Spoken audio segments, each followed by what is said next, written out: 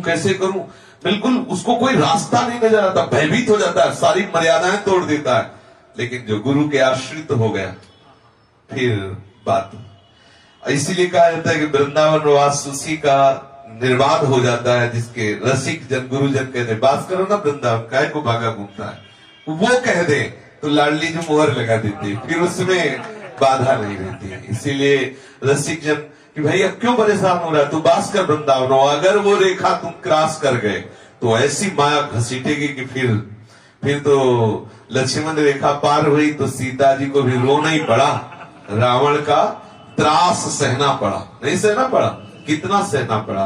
तो ऐसे ही गुरु के द्वारा खींची हुई लक्ष्मण रेखा के अंतर्गत बने रहो तो रावण, ये जो माया के विविध प्रकार के दोष है ना, वो रावण है, वो आपकी बुद्धि का हरण नहीं कर सकते, नहीं बुद्धि विकल हो जाएगी, ऐसी परिस्थिति पैदा कर देगी। और अब हमारा जीवन श्री जी के लिए तुम्हें क्या चिंता करना है कि मुझे बुखार आ रहा है कि टीबी हो रही, कि बच्चा मर जाएगा कि बच्ची मर जाएगा। अगर 8:10 में बच्चे को मरना है तो ब्रह्मा भी ताकत लगा दे नहीं बचा सकते, और अगर उसे नहीं मरना है तो ऐसे धूप में छोड़ आओ, उसे राजा बनना है ना, तो वहीं से कोई ऐसा संयोग बनेगा कि राजा बन जाएगा, वो नहीं मरेगा। और अगर मरना है ना तो अमृत छिड़काव करके रख लो, सारी व्यवस्था करके, वो बचेगा नहीं, मर जाएगा। अरे भक्त होकर इतना तो आश्रित रहो, जो होगा प्यारी जी करेगी, प्यारी जी के आश्रित रहो, जैसा हो प्यारी जी विधा। हम भयभीत क्यों हो जाएं, हम विश्वास क्यों छोड़ बैठे, हम निष्ठा से क्यों विचलित हो जाए। प्रश्न यही तो होगा, जो भी घसीटा जाएगा तो पहला प्रश्न होगा, आप कितने मेरे हो, कितने आप अपने शरीर के हो, शरीर संबंधियों के हो, और कितने आप प्रियाजू के हो। बस एक बार उस प्रश्न का उत्तर देना होगा। यदि आप खरे निकल गए, बस मैं आपका हूं। नारायण कठिन है हरि मिलन की बाट, या मैं पग पीछे धरे प्रथम शीश दे काट, मर गया मैं, चलो अब मर के चलो, मर के चलो तो आपको कोई परास्त नहीं कर सकता। इस मार्ग में जिंदा नहीं चला जाता, इस मार्ग में मरो रे जोगी मरो, मरणो है ति मीठो, ऐसे मर के देखो जैसे गोरख मर दीठो। इस मार्ग में चलने वाला पथिक मन मार्या तन बस में कीना हुआ भरम सत्तू। इतना विश्वास कर लो कि जिस क्षण जो होना वो होके रहेगा। भगवत रसिक जी कह रहे हैं, जो कछ लिखो लीलाट दुख सुख देह संग, भुगते वो जहां जाएगो, या सिद्धांत भंग या सिद्धांत अभंग, तजत क्यों धीरज प्राणी, वृंदावन परिहरे प्रिया प्रीतम रजधानी। ओ सूट नहीं कर रहा वृंदावन सूट नहीं कर रहा तो दुर्भाग्य है। माया सूट करेगी तो तुम्हें नष्ट कर देगी। 4 दिन की चांदनी तुम्हारे जीवन की रह गई, तुम क्या अमृत तो खा के आए हो, कीड़े की तरह मर जाओगे और फिर दुर्गति 84 लाख चक्र में होगी। श्री जी से रो और कहो कि सूट कर जाए यहाँ की वायु, लाडली जो यहाँ का पाली सूट कर जाए, यहाँ की वाणी सूट कर जाए, यहाँ का वायु सूट कर जाए। अरे जीवन कितना रह गया है।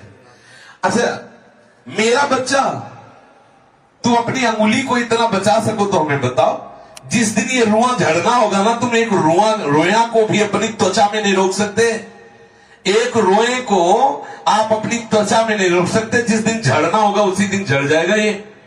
तुम क्या कर सकते, तुम हो क्या, ऐसे क्यों नहीं हो जाते, अज्ञान में हो। जितनी दवाइयों में सामर्थ्य है वो भगवान नाम के करोड़वें अंश की भी बराबरी नहीं कर सकती। भगवत आश्रित, भगवत प्रेम में मतवाले रहो, लाडली जो रीस जाएगी सब ठीक हो जाएगा। अर्थ की बात रही कि भाई रुपया भी तो होना चाहिए, तो जिसने बिना किसी बैंक के बैंक पैदा कर दिया, प्रभु के पास कौन सी मशीनरी है। अनंत ब्रह्मांडों में, अनंत लोकों में, अनंत देशों में जहां जो चाहिए वो सब है। अब देखो, जिस लोक में, जिस देश में, जिस प्राणी को जो चाहिए वो है। पशुओं के लिए पशुओं वाला आहार, राक्षसों के लिए राक्षसों वाला आहार, देवताओं के लिए देवताओं वाला आहार, मनुष्य के लिए मनुष्य वाला आहार, जो जैसे जीना चाहता है। आपको 50 रुपए रोज नहीं, लेकिन 100 रुपए की जो अफीम खाता है, कहां से भी यहां शाम तक आ जाएंगे उसके पास। वो तड़प के मरेगा नहीं रोड में कि मर रहा है, देखो 100 की अफीम खा। ये विचित्र खिलाड़ी ठाकुर है। इतने पशु पक्षी, इतने कीड़ा मकोड़ा जीव, कितना छोटा जीव तो भी वो भी पा रहा है। एक बड़ा विशाल चीज जो मनोभोजन करता उसको भी दे रहा है ठाकुर। कोई ऐसा एक बार शिवाजी समर्थ गुरु रामदास जी के पास गए और बोले अकाल पड़ा तो हमने खोल दिया खजाना और किसी को भूखा नहीं रहने दिया। तो देखा कि इसके नेत्रों में तो अहम झलक रहा है। कहा शिबू एक घन उठा और साथ चल। तो गए तो एक बड़ा सा पत्थर था, बोले यहां तोड़। तोड़ा तो पत्थर हटाया तो देखा 2 मेढक आराम से खूब चिकने मोटे तगड़े। तो बोले इनको किसने दिया? इस शिला के अंदर इसको कौन वायु दे रहा है, कौन भोजन दे रहा है, कौन जल दे रहा है? देख के सिकुड़न है एकदम स्वस्थ तगड़ा मेढक 2। बोले देख सारे चराचर जगत को वही दे रहा है, तू व्यर्थ में क्यों मान रहा है? अब ये केवल बातें सुन ली जाती, केवल कह दिया जाता है कि हमारे प्राण तो आपके लिए हैं प्रभु, या हे गुरुदेव आपके लिए हैं। लेकिन प्राण में जरा सी गर्म वायु लगी तो ना गुरु दिखाई दे ना इष्ट दिखाई दे, भागम भाग मच जाता है। कहां है? अगर समर्थ भाव है और समर्पित कर दिया तो आपका है, आप जानो। तो आपको लगेगा कि आपकी ज्वाला घिर गई, लेकिन वो आपके शरीर में ताप नहीं पैदा करेगी, वो चंदन की जैसी शीतल हो जाएगी। पर उतनी देर में तो आपके होश उड़ जाएंगे ना। वो जो ज्वाला है, जब तक ज्वाला नजर आ रही तब तक तो घबराना होगा, वो शीतल हो जाएगी। हरि पर विश्वास करो, प्रभु पर विश्वास करो। हम अपने अनुभव की बात कहते हैं। जब कानपुर में बहुत कई वर्षों पहले जब भर्ती हुई, इस मतलब 18-20 वर्ष पहले यहाँ नर्सिंग होम में, तो वहां दवा 1800 रुपए महीने की लिखी गई। और अपने भिक्षावृत्ति से बच्चों से ये कह रहे थे ऊपर की आज तुम्हें जो सुविधा है मुझे जीवन में नहीं मिली। आज प्रत्येक बच्चा रोटी मांग के लाओ, सब्जी के लिए व्यवस्था है, आधा लीटर दूध है, आप रह सकते हो, पंखा बिजली भी है। और वो सामने कुटिया मदन टेर के ऊपर है, वो आप देख लीजिए, ना पानी है ना भोजन की व्यवस्था है। बलराम ब्रजवासी हमें 250 ग्राम लाके आंवले की सूखी कली दे देते थे। ब्रजवासी की रोटी मांगी, उस आंवले की कली को पानी में डाल के गए, लौट के आए, नमक और ऐसे छिड़ी के लिए उस आंवले की कली के साथ रोटी पाते थे सालों। कोई सब्जी नहीं, कोई दाल नहीं, किसी से व्यवहार ही नहीं, एक पैसा। अब 1600-1800 रुपए महीने कहां से आएंगे? यही कुटिया थी शंकर जी के मंदिर के बगल में, यही थी। अब जो ये हुआ कि 1800 रुपए महीने की दवा, तो वहां के कानपुर के लोगों ने कहा यहाँ 18,000 भी लगे तो कोई बात नहीं, आप वृंदावन में जाओगे आपकी कैसे व्यवस्था होगी? उनका मरने जाएंगे, जीने नहीं। हमका तुरंत हमें वृंदावन भेजो, गुरु जी से ये कह के लाओ कि हमें केवल डॉक्टर को दिखाना है, यहाँ 1 मिनट में रुक सकते हैं। उस समय वृंदावन की अनन्य निष्ठा का नियम नहीं लिए थे। तो जब वहां से यहाँ आए तो उन्होंने देखा वो कैसे रहोगे, आप जाइए यहाँ से जाइए। और ऐसा लगा जैसे अपने घर आ गए। फिर मेरे भी मन में थोड़ी सी बात आई कि ये दवा तो 1 ही महीने की है और दवा के बिना शरीर कैसे चल, किडनी का रोग कैसे मरना है ना, अपने को मरना है। 35,000 रुपए 1 महीने के अंतर्गत हो गए, किसी से मांगा नहीं था। 35,000 रुपए हो गए, ढेर सारी दवाई आ गई कानपुर से, अपने आप वो लोग ले आए नगद इतने रुपए, और इतना फल फूल आने लगा कि बंदरों को फेंकना पड़ा, सेब पपीता। जो हमें लगा कि मतलब केवल भरोसा कर लिया कि मुझे मरना है वृंदावन। आप देखो लाडली जो चला रही, कोई कह सकता है कि मेरे से 100 रुपया मांगा, आप देखो। और सैकड़ों साधक है, उनका भोजन पानी सब व्यवस्था चल रहा, कोई एक नहीं कह सकता। सत्संग किया, ऊपर गए, ये आए, किसी सेठिया और भाटिया को तो नहीं देखा ऊपर जाते हैं कि भाई पकड़ा दी। यही सेठिया भाटिया है, इन्हीं में हमारा काम चलता है। यही देखो चुन्नपुर ऐसे देखो, ये सरकारी बैंक ऑफिसर है, अभी बाबा जी हो गए, पूरी की पूरी पेमेंट अपनी हमें देते हैं, ऐसे हमारा काम चलता है। श्री जी जो है ना ऐसे, यहाँ कोई भी एक बतावे कि भाई वो सेठिया जी कार से आए और महाराज को दे के चले, हमारे तुम ही लोग सेठिया भाटिया हो जैसे चल। तो भांगो खाओ आनंद से, चैन से श्री जी के आश्रित रहो।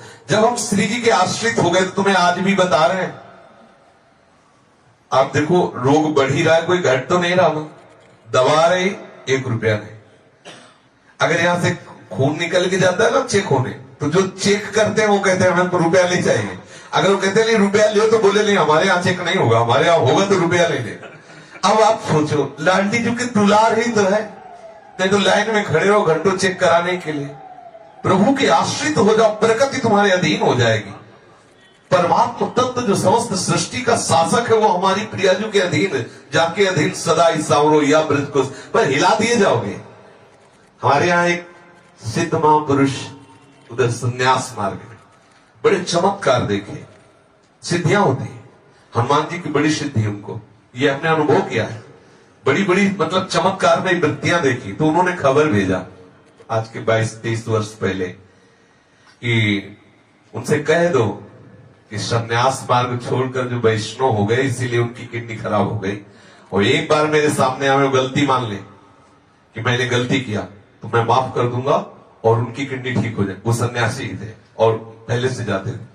अरे तो परिक्रमा दे रहे थे, वो मिले उनके संतजन जिनको भेजा था, तो हम कहा सुनो हमारा प्रणाम कह देना और कह देना अलवेली सरकार की गलियों को छोड़कर किसी और सरकार की गली में आने वाले नहीं। इसके बाद अगर हमारी हर बार हर जन्म में किडनी खराब हो तो भी मैं अलवेली सरकार कह रहा हूं, ये उनसे प्रार्थना कर देना जिंदगी में चाहे सड़न पैदा हो जाए लेकिन कभी इस भाव से तुम्हारे सामने नहीं आऊंगा कि मेरी किडनी ठीक हो जाए।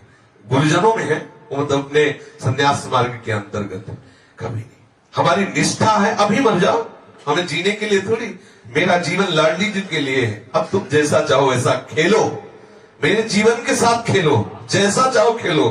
हाँ ये सब आपका है, आप इसे सड़ा करके मुस्कुराओ तो आनंद है, हम उसी में आनंद जो ही प्यारो करे। सो मैं कैसे चाहूं कि मैं ठीक हो जाऊं, और अगर उनको रखना है तो आप रिपोर्ट देख लो, हमें देख लो, दोनों बातें देख लो, चमत्कार उनका देख लो कि हम आपके सामने बैठे हैं, आपसे बात कर रहे हैं आपके, और स्थिति ऐसा नहीं कि शरीर में दर्द नहीं, पीड़ा नहीं।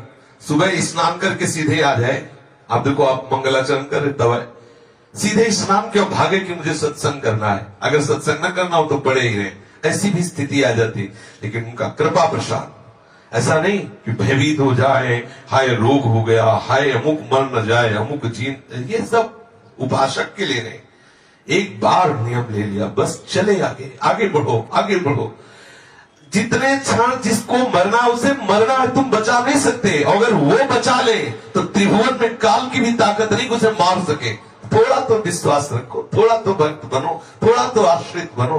क्या अगर हम यहाँ वायु प्रतिकूल हो जाती है, मैं यहाँ तड़पता हूं तो राधा राधा कह के तड़पूंगा ना तो लाडली जो देखेंगे, यहाँ लाडली जो के निज जन देखेंगे, और बाहर डॉक्टर देखेगा, नर्सें देखेंगी, यहाँ सहचरियां देखेंगी, रसिक जन देखेंगे, आचार्य जन देखेंगे। हम चाहते क्या है, हमारा लक्ष्य क्या है। एक सखी कह रही थी ओ बंबई जाना, तो कहा ऐसे कह रही थी मेरी आंखों का ऑपरेशन करवाना है। भैया हमें नहीं करवाना, वो हमें आंखें क्या चाहिए जो जीवन भर लाडली जू से दूर रखे, उन्हीं को और ठीक करवावे। अरे फूट जा, यहाँ लाडली जू के सहारे ऐसे चलो, कभी लड़खड़ा के गिरो, लाडली जू आके पकड़ ले, नहीं ऐसे आ